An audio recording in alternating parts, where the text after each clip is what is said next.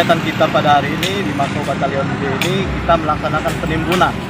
Ini dikarenakan kerap terjadinya kecelakaan lalu lintas di sekitaran Jalan Elak ini, yang mana itu masih di dekat Mako Batalion B juga.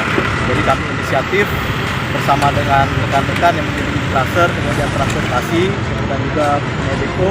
Jadi kami mengucapkan terima kasih juga kepada rekan-rekan yang telah membantu untuk menyiapkan sarana agar kita bisa bersama-sama melaksanakan penimbunan tanah ini sehingga jalan bisa baik seperti biasa.